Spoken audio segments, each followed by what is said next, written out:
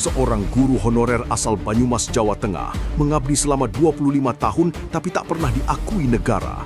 Ketika supir MBG malah diangkat menjadi P3K, ia pun kecewa. Ia memutuskan untuk mengajar di Gaza dan berharap pulang ke tanah air sebagai jasad seorang syuhada. Jangan lupa like video ini, subscribe channel Naskah Pejuang, nyalakan loncengnya, dan tulis di komentar kalian berasal dari mana.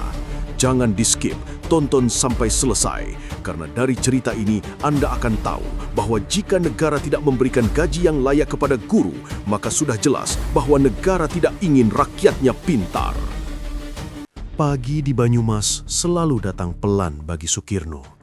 Ia bangun sebelum azan subuh, menjerang air, lalu mengenakan kemeja lusuh yang warnanya telah pudar dimakan waktu. Di atas meja kayu tua, tas kain berisi buku-buku pelajaran menunggu untuk kembali dipanggul. Sudah 25 tahun pemandangan itu sama, tak pernah berubah.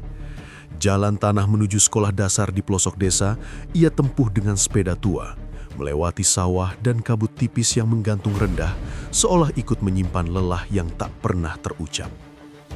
Di kelas, Sukirno selalu datang paling awal. Ia menyapu lantai, merapikan bangku, dan menuliskan huruf-huruf di papan tulis dengan kapur yang sering habis sebelum waktunya. Anak-anak menyapanya dengan mata berbinar, memanggilnya Pak Guru dengan suara polos yang jujur. Di hadapan mereka, Sukirno bukan guru honorer. Ia adalah harapan. Ia mengajar dengan kesabaran yang tak pernah retak, mengulang pelajaran berkali-kali, menghibur yang tertinggal, dan menahan lapar demi memastikan murid-muridnya paham. Namun ketika bel pulang berbunyi dan kelas kembali sunyi, realitas mengetuk pelan. Gaji bulanan yang ia terima tak cukup untuk banyak hal. Seringkali hanya cukup untuk beras dan kebutuhan paling dasar. Statusnya tak jelas, bukan pegawai tetap, bukan pula yang diakui penuh. Setiap tahun ia mengumpulkan berkas, mengikuti pendataan, berharap namanya dipanggil. Setiap tahun pula, harapan itu menguap, meninggalkan senyum tipis yang dipaksakan. Sukirno tak pernah berhenti mengajar, meski penghargaan tak kunjung datang. Ia percaya pendidikan adalah amal panjang, meski negara belum memandangnya demikian. Di mata murid-muridnya, ia adalah guru sejati. Di mata dirinya sendiri, ia hanya seorang lelaki yang setia pada janji, mengabdi, apapun balasannya. Siang itu, Sukirno duduk di ruang tamu sempit rumahnya. Kipas angin berdecit pelan melawan panas. Televisi tua menyala tanpa benar-benar ia perhatikan, hingga sebuah berita membuat tubuhnya menegang. Seorang pembawa acara menyebut pengangkatan PPPK untuk jabatan sopir dalam program makan bergizi gratis.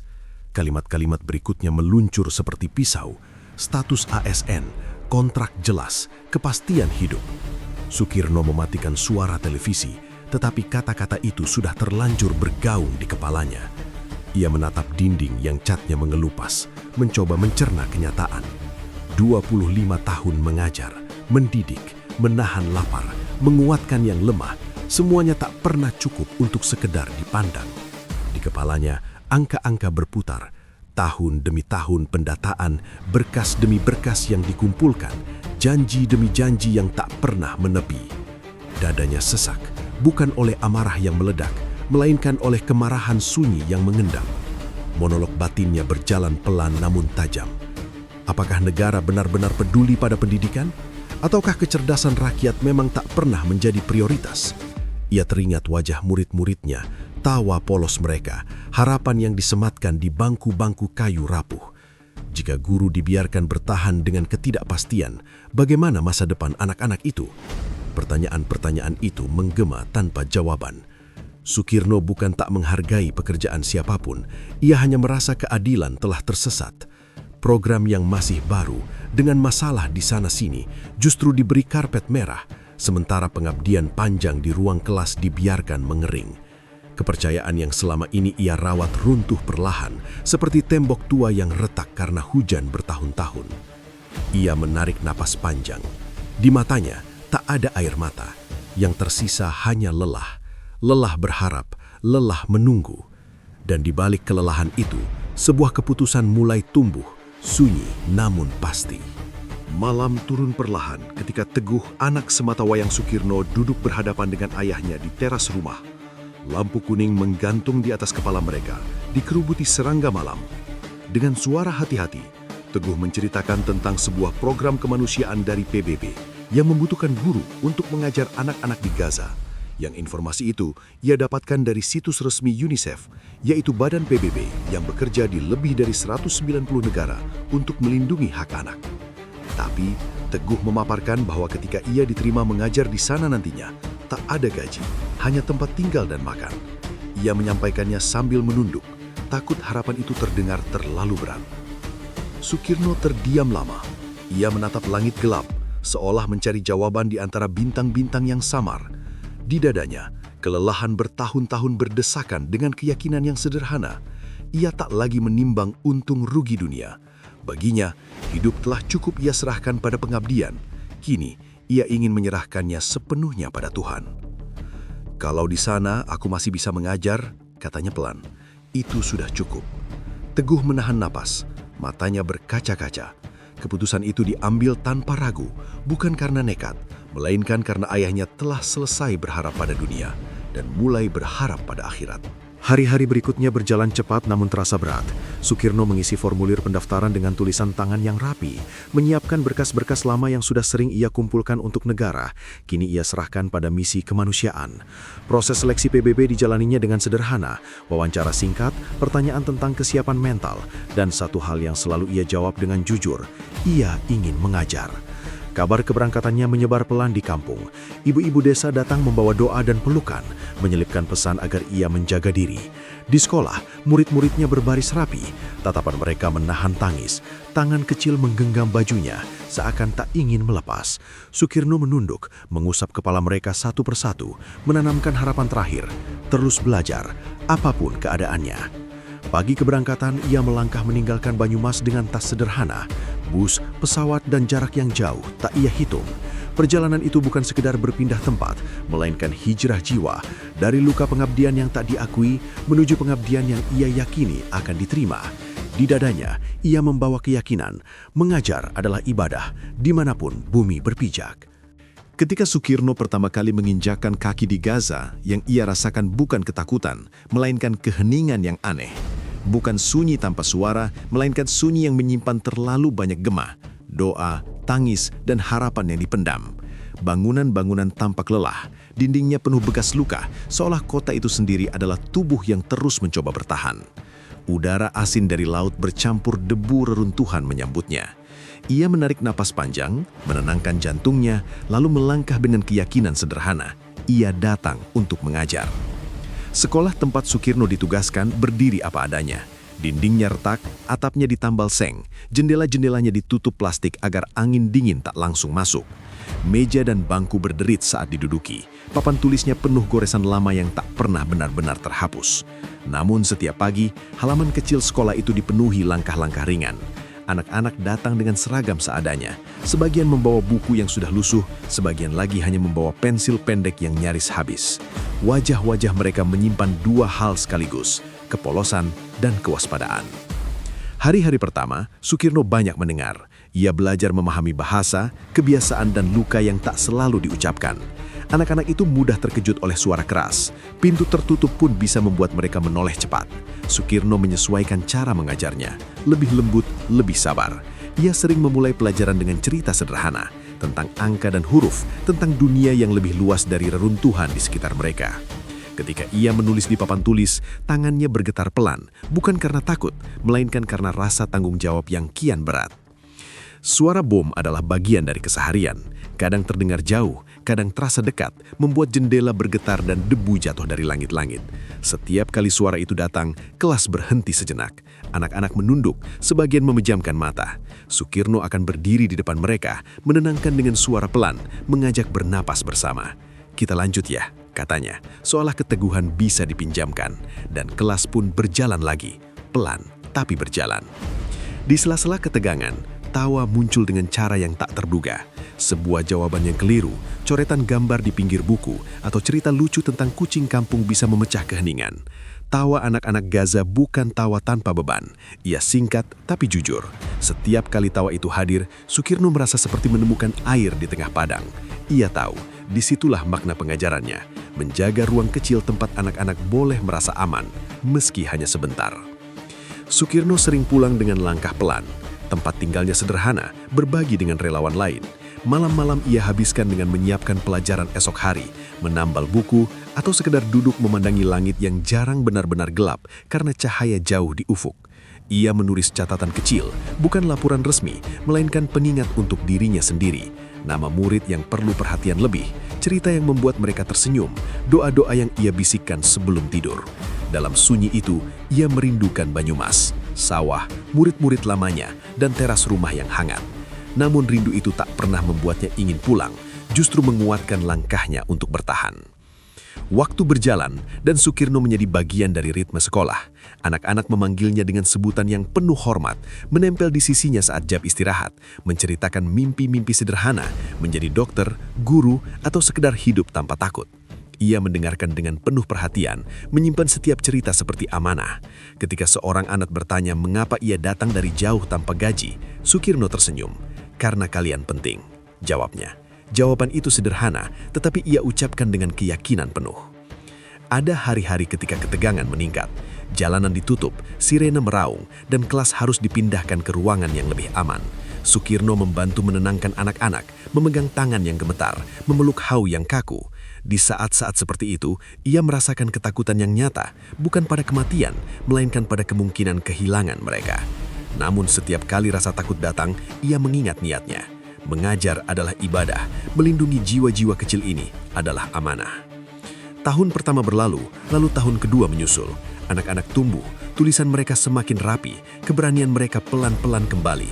Sekolah yang sederhana itu menjadi angkar, tempat rutinitas memberi rasa normal di tengah kekacauan. Sukirno menyaksikan perubahan kecil yang berarti besar. Seorang anak yang dulu tak berani membaca, kini mengangkat tangan. Yang dulu selalu menunduk, kini tersenyum saat menjawab. Setiap perubahan itu adalah kemenangan sunyi. Namun, perang tak pernah benar-benar menjauh. Ada hari ketika suara ledakan datang beruntun, lebih dekat dari biasanya. Debu menutup langit, dan bau menyengat memenuhi udara. Sukirno berdiri di depan kelas, menahan getar di suaranya. Ia memutuskan untuk tetap mengajar selama memungkinkan. "Selama kita di sini, kita belajar." Kalimat itu menjadi pegangan. Anak-anak mengangguk, menggenggam buku seolah itu perisai. Pada suatu pagi yang tampak biasa, Sukirno datang lebih awal. Ia membersihkan papan tulis, menata bangku dan menyiapkan pelajaran tentang berhitung. Sinar matahari masuk miring, menerangi debu yang melayang. Anak-anak datang satu persatu, menyapa dengan senyum kecil. Pelajaran dimulai. Di luar, suara jauh terdengar, namun kelas bertahan. Sukirno mengajar dengan ketenangan yang ia kumpulkan dari seluruh hidupnya, dari Banyumas hingga Gaza. Ketika hari-hari semakin berat, Sukirno tak pernah mengeluh. Ia tahu keteladanan tak selalu diucapkan. Seringkali ia hadir dalam pilihan untuk tetap berdiri saat lebih mudah untuk mundur. Di mata anak-anak, ia bukan pahlawan besar. Ia hanya guru yang datang setiap hari, menepati janji. Dan dalam kesetiaan kecil itulah harapan berakar. 2 tahun di Gaza mengubah Sukirno. Rambutnya semakin memutih, wajahnya semakin tegas, tetapi matanya tetap lembut. Ia belajar bahwa keberanian bukan ketiadaan takut, melainkan kesediaan untuk tetap berbuat baik meski takut itu ada. Setiap malam, ia menutup hari dengan doa yang sama, agar esok masih ada kelas, masih ada tawa, masih ada kesempatan untuk mengajar. Pagi itu datang dengan cahaya yang terasa berbeda. Matahari terbit pucat di balik debu yang belum sempat turun dari hari-hari sebelumnya. Sukirno tiba lebih awal dari biasanya, membuka pintu sekolah yang engselnya berdecit lirih. Ia menyapu lantai kelas, menata bangku yang bergeser, lalu menuliskan pelajaran di papan tulis dengan kapur yang tinggal setengah. Di luar, angin bergerak pelan, membawa bau asin laut dan sesuatu yang lebih getir. Bau logam yang tak asing bagi kota ini. Ia berhenti sejenak, memejamkan mata, lalu menarik nafas panjang. "Bismillah," bisiknya, seperti setiap hari. Anak-anak datang satu persatu. Sepatu mereka berdebu, pakaian mereka sederhana. Ada yang tersenyum, ada yang diam dengan mata terlalu dewasa untuk usia mereka. Sukirno menyambut dengan anggukan hangat, menanyakan kabar dengan bahasa yang ia pelajari pelan-pelan. Kelas dimulai. Angka-angka di papan tulis menjadi jembatan kecil menuju keteraturan, sesuatu yang bisa dipegang ketika dunia di luar kerap runtuh. Suara kapur beradu dengan papan menjadi ritme yang menenangkan. Lalu suara itu datang, jauh, berat, seperti pintu raksasa yang ditutup paksa. Getaran merambat di lantai, membuat debu turun dari langit-langit. Anak-anak terdiam, beberapa menunduk, beberapa memeluk buku. Sukirno mengangkat tangan, memberi isyarat tenang. "Tarik nafas," katanya lembut. Mereka mengikutinya. Satu tarikan, satu hembusan. Suara itu menjauh sesaat lalu kembali, kali ini lebih dekat. Di luar, langit berubah warna. Bukan merah, bukan abu-abu semata, melainkan campuran yang tak pernah benar-benar bisa diberi nama. Sirine meraung, menembus dinding-dinding tipis. Sukirno memandang pintu kelas. Dalam sekejap, keputusan-keputusan kecil yang selama ini ia ambil mengendap menjadi satu pilihan besar. Tetap di sini. Ia memindahkan anak-anak ke bagian ruangan yang lebih aman, menyuruh mereka duduk rapat, menunduk dan saling berpegangan tangan. Ia berdiri di depan mereka, seperti perisai yang tahu dirinya rapuh namun tetap tegak. Ledakan berikutnya membuat jendela bergetar keras, kaca yang retak memantulkan cahaya menyilaukan sesaat lalu gelap. Anak-anak menangis terhantam. Sukirno berlutut sejajar dengan mata mereka. "Dengar suaraku," katanya pelan, berusaha menjaga suaranya tetap utuh. Ia menceritakan hal-hal sederhana, tentang hujan yang turun di sawah Banyumas, tentang burung-burung yang pulang saat senja, tentang angka yang selalu bisa diurutkan kembali meski kacau. Kata-kata itu bukan pelarian, ia adalah angkar. Getaran makin dekat, dinding berderak, serpih kecil jatuh. Sukirno merasakan panas di udara, bau yang menyengat. Di kepalanya, bayangan Banyumas muncul begitu jelas. Jalan tanah pagi hari, murid-murid lamanya, teras rumah dengan lampu kuning. Ia teringat teguh, suara malam di teras, percakapan yang mengubah arah hidupnya. Ia teringat keputusannya untuk menabung pahala, untuk mengajar tanpa menghitung balasan. Rasa takut ada, tetapi ia tidak memegang kemudi. Ia menyerahkannya kepada keyakinan yang telah ia rawat lama. Ledakan besar itu datang seperti pukulan dari langit. Suara memekakkan telinga, lalu keheningan yang aneh. Sejenak, terlalu sunyi. Cahaya putih menyambar, debu memenuhi ruangan, dan dunia menjadi kabur. Sukirno jatuh, tubuhnya terhentam lantai yang bergetar. Ia merasakan sakit yang tajam lalu tumpul, seperti ombak yang menghantam karang lalu surut. Di tengah kekacauan itu, ia merangkak mendekati anak-anak, memastikan mereka tetap menunduk. Tangannya menemukan tangan kecil yang bergemetar. Ia menggenggamnya erat. Nafasnya berat, udara terasa tipis. Ia mendengar suara-suara teredam, teriakan jauh, reruntuhan yang runtuh perlahan. Di sela itu, ia menemukan ruang hening di dalam dirinya. Ruang tempat doa-doa singkat biasa ia simpan. Bibirnya bergerak lirih bukan untuk meminta keselamatan dirinya, melainkan perlindungan bagi mereka yang berada di sekitarnya. "Ya Allah," bisiknya, "jaga anak-anak ini." Waktu kehilangan bentuk, detik dan menit melebur. Sukirno terbaring di bawah bayang-bayang bangku yang roboh. Debu menempel di wajahnya, matanya perih, tetapi pikirannya jernih. Ia memandang ke atas, ke celah cahaya yang tersisa di antara puing-puing. Dalam celah itu, ia melihat kembali kelas kecilnya di Banyumas, papan tulis yang bersih, kapur yang mudah patah. Ia tersenyum kecil. Mengajar telah membawa dia ke sini, mengajar pula yang memberinya ketenangan ketika segalanya runtuh. Ledakan susulan mengguncang sisa-sisa bangunan, dinding yang sudah rapuh menyerah, reruntuhan jatuh menutup cahaya. Sukirno merasakan tekanan berat yang memeluk tubuhnya. Rasa sakit datang lalu meredah, seperti pintu yang ditutup perlahan. Di detik-detik itu, ia tidak merasa sendirian. Ia merasa disertai oleh niat yang lurus, oleh doa-doa yang pernah ia ucapkan, oleh wajah-wajah kecil yang pernah ia ajar mengeja dunia. Pikirannya melayang ke kalimat sederhana yang pernah ia ucapkan pada Teguh. Kalau masih bisa mengajar, itu sudah cukup. Ia tersenyum, senyum yang tak perlu disaksikan siapapun untuk menjadi nyata. Senyum yang lahir dari kelegaan bukan kemenangan dunia. Dalam senyum itu, ia menyerahkan sisa nafasnya. Ketika suara akhirnya mereda dan debu mulai turun, sekolah itu tinggal puing. Langit masih bergetar dengan gema jauh. Waktu berlalu sebelum langkah-langkah datang, langkah-langkah tergesa yang membawa harapan rapuh. Di antara reruntuhan, tubuh Sukirno ditemukan. Ia terbaring tenang, wajahnya tertutup debu, tetapi senyumnya jelas, seolah ia baru saja menutup buku pelajaran dan berkata, "Sampai besok." Debu belum sepenuhnya turun ketika langkah-langkah itu terdengar di antara puing. Sepatu berdebu menyusuri sisa-sisa dinding yang runtuh, menyibak kayu patah dan bisi bengkok. Pasukan berseragam biru PBB bergerak hati-hati, diikuti beberapa prajurit Kopassus yang ditugaskan sebagai pasukan perdamaian. Wajah mereka tegang, mata menyapu setiap celah, mencari tanda kehidupan atau sisa-sisa yang tertinggal.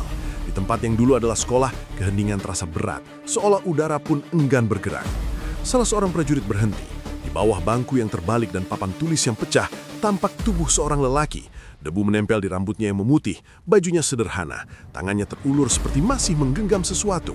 Mereka mendekat, mengangkat puing dengan hati-hati. Wajah itu muncul perlahan, dan pada wajah yang lelah itu terukir sesuatu yang membuat langkah-langkah berhenti. Senyum kecil, tenang, nyaris seperti orang yang baru saja tertidur. Tak ada ketakutan di sana, hanya damai. Nama diidentifikasi dari dokumen kecil yang terselip di tasnya Kain, Sukirno, guru, relawan. Seorang prajurit menarik napas panjang, menunduk sejenak. Dalam hening yang tak terucap, mereka tahu ini bukan sekedar korban. Ini adalah seorang yang memilih tinggal ketika banyak orang harus pergi. Mereka menutup jasad itu dengan kain, memberi hormat dengan cara yang paling sunyi, menjaga langkah, menjaga kata, menjaga rasa. Proses evakuasi berjalan pelan. Setiap puing yang dipindahkan terasa seperti memindahkan cerita. Sekolah itu tak lagi berdiri, tetapi jejak-jejak pengabdian masih terasa. Buku yang hangus separuh, kapur yang patah, coretan angka di papan tulis yang tak sempat dihapus. Pasukan mencatat, memotret, lalu membawa jasad Sukirno ke tempat yang lebih aman. Di kejauhan, langit masih menyimpan gemah, namun di sekitar tubuh itu, suasana seperti berhenti sejenak, memberi ruang bagi perpisahan. Kabar wafatnya Sukirno menempuh jarak jauh lebih cepat daripada jasadnya, dari Gaza ke markas PBB, dari laporan resmi ke surat elektronik, dari layar ke layar, hingga akhirnya tiba di Indonesia. Di Banyumas, pagi itu berjalan seperti biasa. Sawah disiram embun, burung melintas rendah. Teguh baru saja menyiapkan diri berangkat kerja ketika teleponnya bergetar. Nama yang tertera membuat dadanya mengeras, ia mengangkat dengan tangan gemetar. Kalimat-kalimat itu terdengar terpotong, seperti datang dari ruang yang jauh. Ada kata serangan, sekolah, ditemukan. Teguh menutup mata, mencoba berdiri tegak. Ia mendengar dengan seksama, bertanya seperlunya, mengucapkan terima kasih dengan suara yang hampir tak keluar. Ketika panggilan berakhir, dunia seolah menyempit. Ia duduk perlahan, menunduk, dan untuk pertama kalinya sejak percakapan di teras malam itu, ia menangis tanpa menahan. Berita menyebar di kampung seperti angin yang tahu jalannya. Tetangga datang satu persatu, sebagian membawa doa, sebagian hanya diam di teras. Rumah kecil itu kembali menjadi tempat berkumpul, seperti dulu saat Sukirno mengajar di desa. Di dinding, foto lama Sukirno sebagai guru tersenyum sederhana. Di bawahnya, sandal-sandal tamu berjajar rapi. Ibu-ibu desa berbisik, menyebut namanya dengan lirih, seolah takut mengganggu ketenangan yang kini ia miliki. Proses pemulangan jenazah memakan waktu. Administrasi, koordinasi, dan jarak menjadi rangkaian panjang yang harus dilalui. Teguh mengikuti setiap kabar dengan sabar yang dipelajari dari ayahnya. Ia mengingat kalimat-kalimat sederhana yang sering diucapkan Sukirno, lakukan satu persatu dengan niat yang lurus. Di sela menunggu, Teguh membuka buku catatan kecil yang pernah ditinggalkan ayahnya. Di sana ada nama-nama murid, doa-doa singkat, dan kalimat yang ditulis rapih, mengajar adalah ibadah. Hari kepulangan akhirnya tiba. Di bandara, peti jenazah disambut dengan protokol resmi dan kesunyian yang penuh hormat. Bendera dimenutupinya, doa dipanjatkan. Teguh berdiri di samping, menahan nafas, merasakan berat yang tak bisa ditimbang. Ia membungkuk, menyentuh peti itu dengan ujung jari. Sentuhan terakhir yang terasa seperti janji untuk meneruskan sesuatu yang belum selesai. Perjalanan menuju Banyumas diiringi hujan gerimis. Jalan-jalan desa basah, pepohonan tampak lebih hijau. Mobil berhenti di depan rumah, warga sudah berkumpul. Tangis pecah ketika peti diturunkan. Ibu-ibu desa memeluk Teguh, laki-laki dewasa menunduk, anak-anak berdiri mematung. Murid-murid lama Sukirno yang kini telah beranjak remaja datang membawa buku dan bunga sederhana. Mereka berdiri berbaris seperti dulu di sekolah. Sholat jenazah dilakukan dengan hikmat, doa-doa mengalir, menyatukan yang hadir dalam satu niat. Ketika jenazah diangkat menuju pemakaman, langgah-langgah mengikuti berlahan. Di pemakaman desa, tanah merah menunggu. Teguh berdiri di tepi liang, memandang ke dalam dengan mata yang basah namun tegar. Ia teringat senyum ayahnya, senyum yang sama yang dilaporkan ditemukan di bawah reruntuhan. Senyum itu kini terasa dekat. Setelah pemakaman, kampung tak langsung bubar. Orang-orang duduk, berbagi cerita. Ada yang mengingat Sukirno mengantar murid pulang saat hujan. Ada yang mengingat ia meminjamkan buku. Ada yang mengingat suaranya yang sabar ketika mengajar membaca. Cerita-cerita kecil itu menumpuk menjadi satu kebenaran besar. Pengabdian tak selalu tercatat, tetapi ia hidup di ingatan orang-orang. Malam turun dan rumah kembali sepi. Teguh duduk di teras yang sama tempat percakapan itu pernah terjadi. Lampu kuning menyala, serangga malam berputar. Ia membuka kembali catatan ayahnya, membaca pelan. Di halaman terakhir, ada tulisan yang singkat. Jangan ukur hidup dari apa yang diberikan dunia, ukur dari apa yang kau berikan dengan ikhlas. Teguh menutup buku, menatap langit, dan untuk pertama kalinya, ia tersenyum di tengah duka. Refleksi datang tanpa paksaan. Teguh menyadari bahwa ayahnya mungkin gagal di mata negara, tanpa pangkat, tanpa status yang diakui, tanpa jaminan yang dijanjikan. Namun kegagalan itu tak pernah mengurangi nilainya sebagai manusia. Sukirno memilih jalan yang sempit, jalan yang jarang disorot, dan di sanalah ia menang. Bukan kemenangan yang diukur dengan tepuk tangan, melainkan dengan ketenangan saat menutup mata. Hari-hari berikutnya Teguh mengunjungi sekolah tempat ayahnya dulu mengajar. Bangunan itu masih berdiri, meski catnya mengelupas. Ia bertemu guru-guru honorer lain, berbagi cerita, berbagi lelah. Teguh mulai membantu, mengajar sesekali, memperbaiki bangku, mengumpulkan buku. Ia tidak menggantikan ayahnya, ia meneruskan nafasnya. Dalam setiap langkah kecil, ia merasakan kehadiran yang tak kasat mata, namun nyata. Di Banyumas, nama Sukirno menjadi cerita yang dituturkan pelan, bukan legenda besar, melainkan teladan yang dekat. Anak-anak menyebutnya dengan hormat, orang dewasa menyebutnya dengan doa. Di dinding sekolah, sebuah papan kecil dipasang, untuk Pak Sukirno, guru kami. Tak ada tanggal besar, tak ada gelar panjang, hanya rasa terima kasih. Waktu terus berjalan, dunia bergerak, kebijakan berubah, berita berganti. Namun di satu sudut Banyumas, ada seorang guru yang pulang dengan cara paling sederhana dan paling agung.